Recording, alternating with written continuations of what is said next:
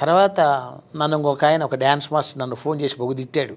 అవునా? మీ గురువు గారి కదా రాలంటే పరిస్థితులు అలా ఉన్నాయి, ఎవరికి అంటుకుంటుందో అని.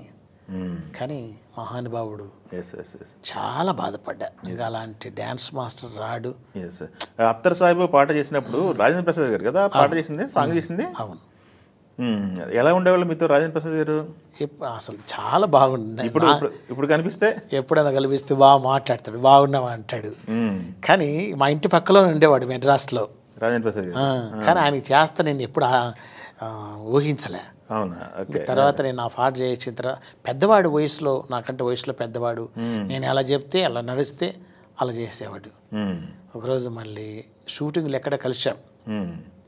చిన్నవాడు అయ్యా, చాలా బాగానే చేసావు, చాలా మంది. తర్వాత ఒకరోజు రాంప్రభ గారి ఇంటికి వెళ్ళి అక్కడికి వచ్చి ఉన్నాడు. నేను అమ్మ నన్ను, అరే రాజేంద్ర ప్రసాద్ గారు వస్తున్నారు కదా, నువ్వు ఇక్కడ కూర్చో అన్నాడు. అమ్మగారు శిలక గోరింగ ఫస్ట్ పాటకి మా అమ్మే పాడింది. మాధురి సత్యం గారు, స్వర్ణలత గారు, పద్మనాభం గారు అమ్మ చూసింది.